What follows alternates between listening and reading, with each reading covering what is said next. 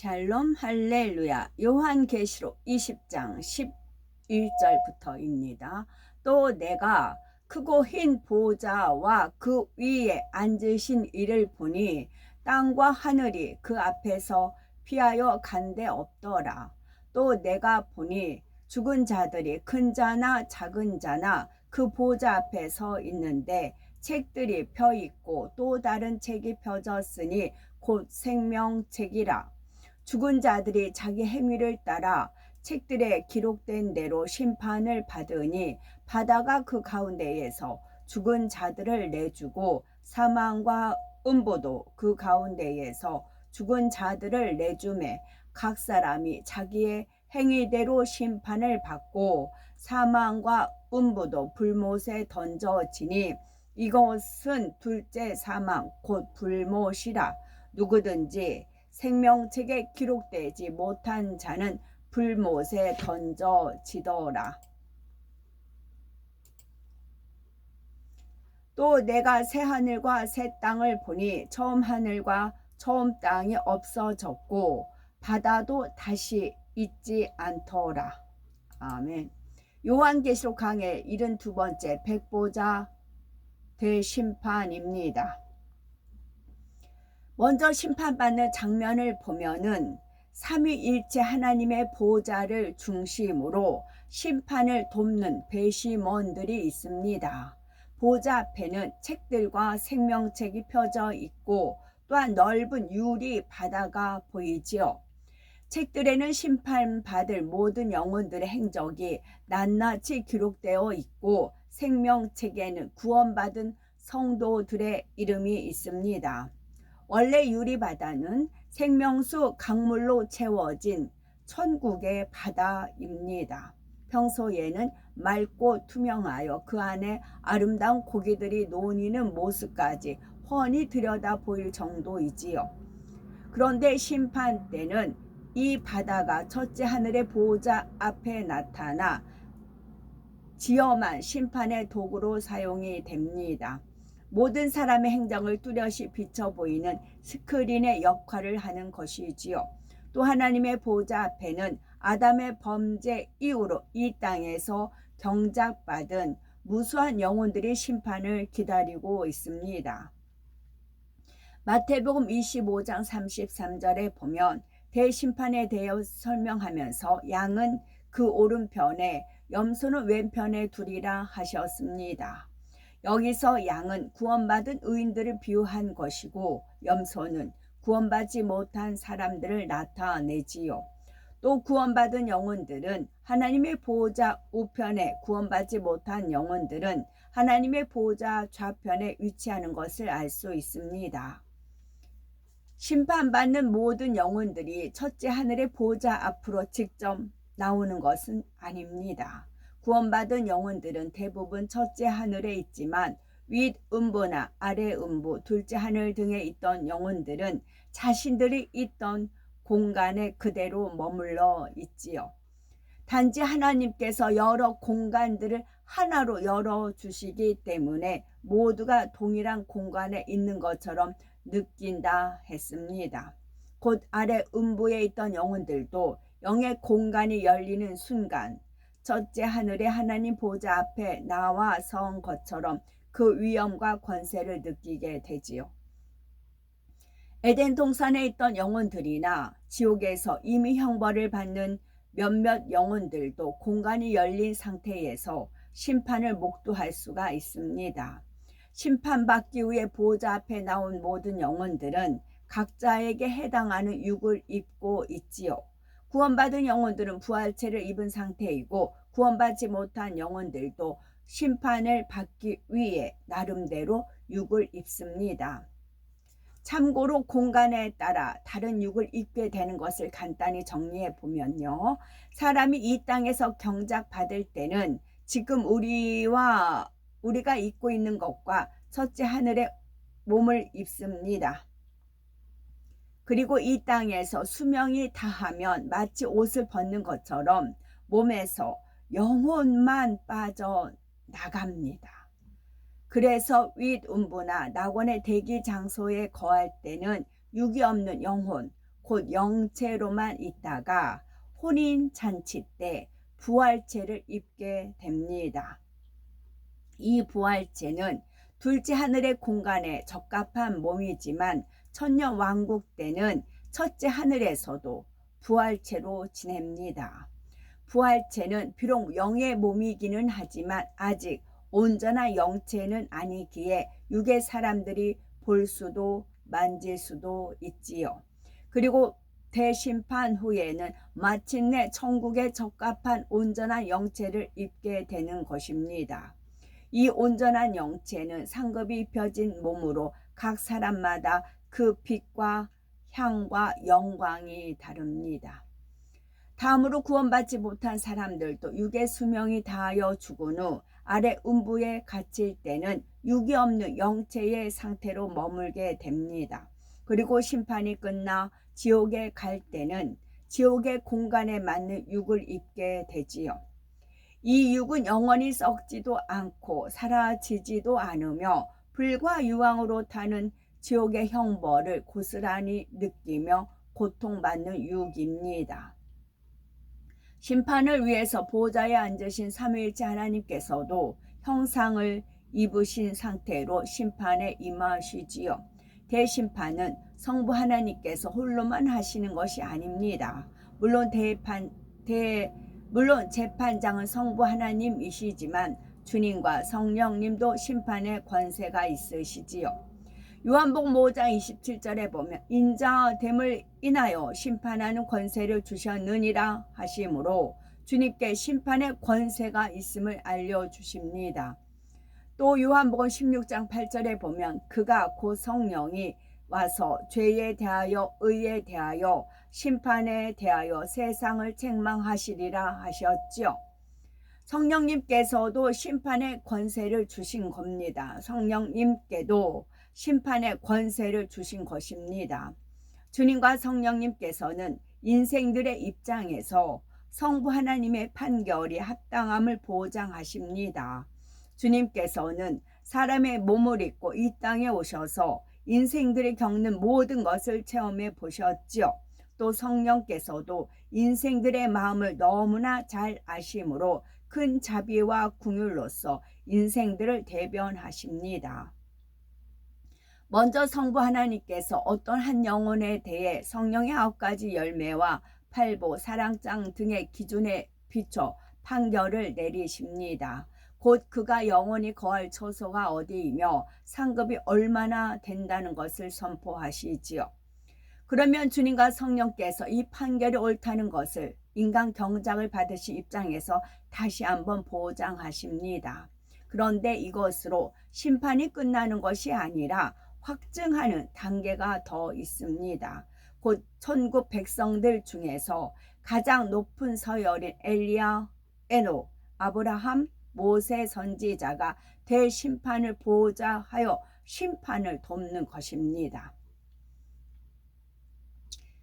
이분들은 그 거룩함과 온전함을 이미 인정받아 대심판이 있기 전에 처소와 상급이 정해지고 온전한 영체를 입으셨지요. 4분 중에서 엘리야와 에녹은 많은 발언은 하지 않으시지만 인간 경작 최고의 열매라는 자체만으로도 심판의 기준이 됩니다. 또 믿음의 조상 아브라함은 믿음의 측면에서, 모세는 율법의 측면에서 심판을 보좌합니다. 이에 더하여 배심원들이 있습니다. 백보자 대심판의 배심원을 담당하는 것은 천국의 24장로입니다. 새 예루살렘에 들어간 사람들 중에서도 어떠한 한 분야가 더욱 탁월하여 심판의 기준이 될 수 있는 분들입니다. 믿음, 소망, 사랑, 충성, 선, 진실, 절개 7가지네요. 믿음, 소망, 사랑, 믿음, 소망, 사랑, 믿음, 사랑, 믿음, 소망, 사랑, 충성, 선, 진실, 마지막이 절개 등 각 분야에서 가장 뛰어난 보석 같은 마음을 이룬 사람들입니다.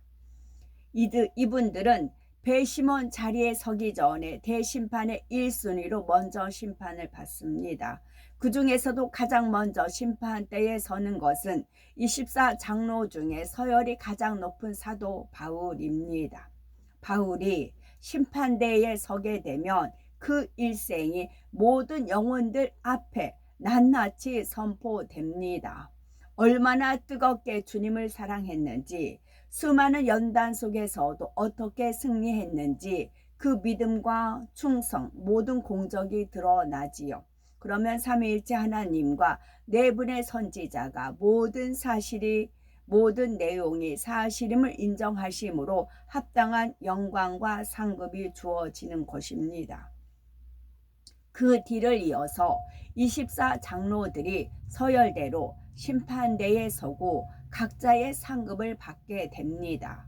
참고로 24 장로 외에도 본격적인 백보자 대심판이 이루어지기 전에 먼저 상급 심판을 받는 분들이 있습니다. 바로 여인들 중에서 가장 서열이 높은 막달라 마리아와 동정녀 마리아입니다. 이분들이 심판대에 서면 그 선함과 주님을 향한 사랑이 얼마나 온전했는지 진실하게 드러납니다. 이들이 심판대에 서서 증언하는 자체가 인간 경작을 이루신 하나님의 기쁨이 되어 본래 받을 상급 위에 더한 상급을 받게 되지요. 그러면 24 장로들은 어떻게 배심원의 역할을 하는 것일까요? 이 땅에서는 배심원들의 다수결에 의해서 피고의 유죄 여부가 결정이 되기도 하지만 백보자 대심판에서는 그런 것은 아닙니다. 24 장로들은 심판의 측정 기준이 되어 재판장이신 하나님의 판결이 온전하심을 보장하는 역할을 하지요. 예를 들어서 뜨거운 중심으로 하나님을 사랑하여 충성한 사람이 심판대 앞에 서게 되면 사도 바울에 비추어 심판을 할 수가 있습니다. 그래서 그 충성이 얼마나 값지고 존귀한 것인가를 측정한 결과에 따라 상급이 주어지지요. 반면에 하나님을 믿다가 핍박 때문에 주님을 떠나고 세상 사람과 똑같이 살았던 사람이 있다고 합시다. 그는 심판대의 앞에 서면 어찌하든 자기 입장을 옹호하려고 할 것입니다. 나는 너무 심한 핍박 때문에 믿음을 지킬 수 없었습니다. 하지요. 그러면 십자가를 거꾸로 지기까지 했던 베드로나 사자굴에 들어갈지라도 타협하지 않았던 다니엘과 같은 분이 나서게 됩니다. 그분들이 그 자신들이 겪었던 상황과 그것을 이겨낸 신앙을 말하게 될 때 이 사람은 입을 다물 수밖에 없지요. 주님을 배신한 것에 대한 어떤 변명도 할 수가 없는 것입니다. 이렇게 백보자 대심판은 재판장이신 삼위일체 하나님과 네 분의 선지자 그리고 24 장로들로 완벽한 구성을 이룹니다. 물론 하나님께서 혼자 이루신다 해도 그 심판은 온전하시고 정확하십니다. 그러나 이렇게 많은 분들로 확증하게 하심으로 한 영혼을 심판함에 있어서 더욱더 신중을 기하시는 것입니다. 이제 본격적인 대심판이 시작되면 먼저 구원받지 못한 영혼들이 심판을 받습니다. 죄인들은 감히 거룩하신 하나님의 앞에 나와 대면할 수가 없습니다. 그래서 자신들이 형벌받던 지옥의 대기 장소인 아래 음부에 그대로 머물면서 심판을 받지요. 그 중에서도 죄가 무겁고 중한 사람부터 심판을 받아 불못 혹은 유황못으로 형벌이 정해집니다. 구원받지 못한 영혼들이 먼저 심판받고 나면 다음으로 구원받은 영혼들의 심판이 시작됩니다. 믿음으로 구원받은 영혼들에 대한 심판은 벌을 주기 위한 형벌의 심판이 아닙니다. 천국의 저소와 상급을 정하기 위한 상급 심판이지요. 요한계시록 22장 12절에 보라 내가 속히 오리니 내가 줄 쌍이 내게 있어 각 사람에게 그의 일한 대로 갚아주리라 하신 말씀대로 이루시는 것입니다. 이 상급 심판은 평안한 분위기 속에 진행이 됩니다. 구원받은 영혼들의 경우 심판의 순서는 믿음의 분량이 큰 사람, 상급이 큰 사람부터 진행이 되지요.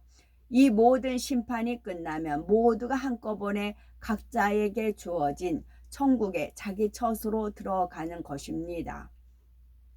사도 요한은 참혹한 7년 환상을 보았고 경작을 마무리하는 대심판의 장면도 목도했습니다.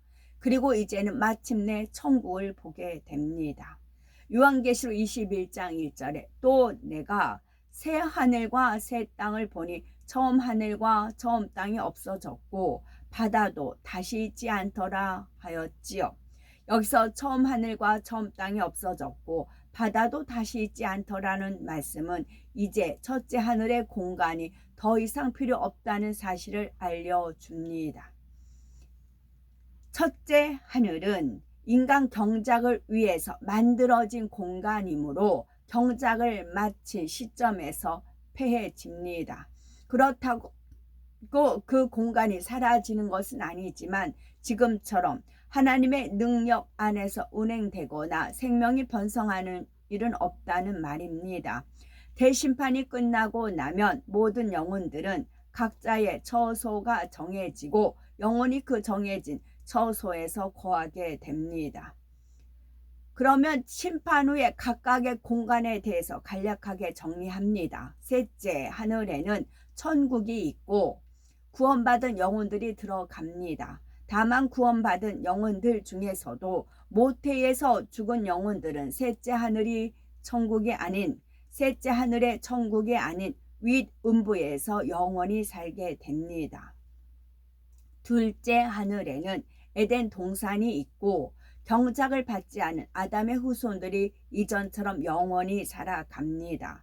원래 둘째 하늘에는 빛의 영역과 함께 악한 영들이 권세 잡았던 어둠의 영역도 있었지요. 그러나 심판 후에는 악한 영들이 무적행에 갇힘으로 둘째 하늘에는 어둠의 영역이 사라지고 빛의 영역만이 남게 됩니다. 첫째 하늘은 앞에서 말한 대로 공간의 문을 닫으심으로 영원히 사용하지 않는 공간으로 남겨집니다. 하늘과 달리 지옥의 공간도 있지요. 경작받은 사람들 중에서 구원받지 못한 영혼들은 지옥의 불과 유황못에 영원히 거하게 됩니다. 다만 구원받지 못한 태어난 어린아이들의 경우는 예외적으로 아래 음부에 머물게 됩니다. 공간의 문을 열고 닫고 이 개념은 많이들 이렇게 체감을 하실 겁니다. 이제 유튜브상으로 이제 실방을 하면 그곳이 어디든 상관이 없어요. 해외도 마찬가지예요. 하나님께서 허락하셔서 실방을 하면은 영이 통하잖아요. 영이 통해서 받아들이잖아요. 그러니까 그 공간 개념은 아실 겁니다.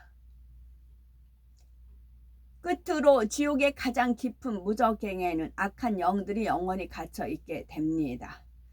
이렇게 한번 처소가 정해지고 나면 서로 다른 차원의 공간에는 교류하는 일이 거의 없습니다. 첫째 하늘, 천국의 성도들이 첫째 하늘로 가는 일도 없고 둘째 하늘의 사람들이 셋째 하늘의 공간에 가는 일도 거의 없습니다.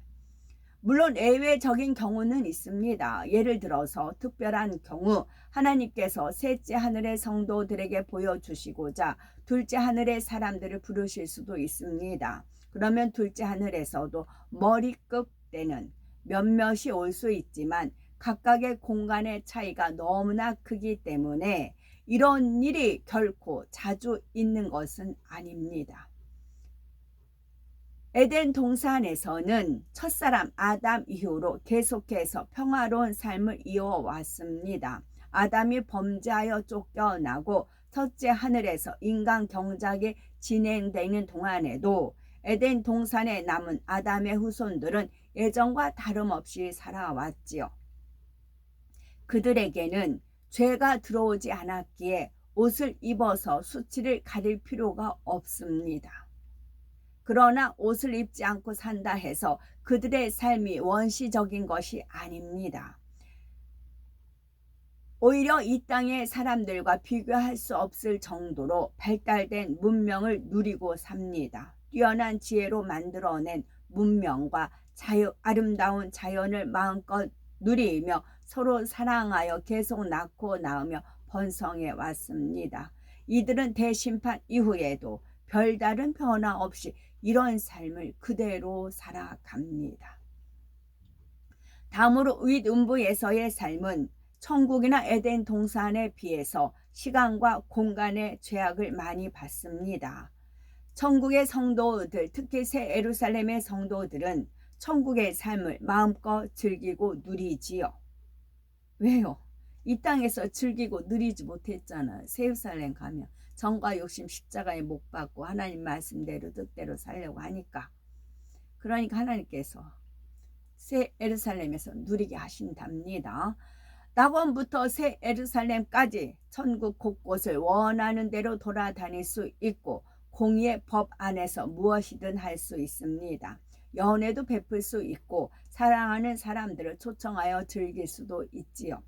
사모하던 선지자들을 찾아가 대화도 할 수 있고 행복과 안식, 영화를 마음껏 누리며 삽니다.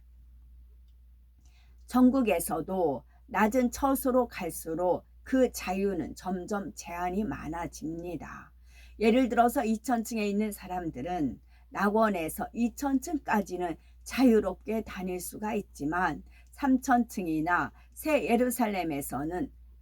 예루살렘에는 허락을 받아야 들어갈 수가 있습니다. 낙원의 사람들은 낙원의 공간 안에서 원하는 것을 누릴 수가 있지요. 또 에덴 동산 곧 둘째 하늘의 사람들도 나름대로 자신들이 원하는 대로 삶을 누립니다. 자고 싶을 때 자고 쉬고 싶을 때 쉬고 자녀를 낳고자 하면 낳을 수 있고 원치 않으면 낳지 않을 수 있습니다. 이런 에덴 동산이나 천국에 비해 윗음부는 상대적으로 가장 제약이 많은 공간입니다. 원래 윗음부에 있는 영혼들은 모태에서 태아 상태로 죽은 영혼들이라 했지요. 이들은 죽었을 때의 형태대로 윗음부에 머물다가 성도들이 부활할 때 이들도 육을 입게 됩니다. 이는 성도들의 부활체와는 달리 태아의 상태로부터 성장하는 몸이며 적당한 나이에 이르면 더 이상 늙지 않습니다. 이렇게 육이 성장하여 성인의 형태가 되었다 해도 정신적으로는 태아로 있을 때와 다름이 없지요. 그래서 이 육이 성장하고 나면 마치 백지와 같은 머릿속에 그림을 그리듯 영의 지식을 배워 나가야 합니다. 삼위일체 하나님에 대해서 배우고 그동안의 역사와 인간 경작에 대한 거, 천국이나 여러 공간에 대한 거, 이런 것들을 하나하나 배우지요. 옛적에 하면서 이제 옛날 얘기 하는 식으로 들려주지요. 제가 전래동화 그 호랑이가 많이 나옵니다. 옛날 진짜 호랑이 살았던 거예요. 사람도 잡아먹고. 근데 우리는 뭐 그냥 전래동화로만 알고 있잖아요.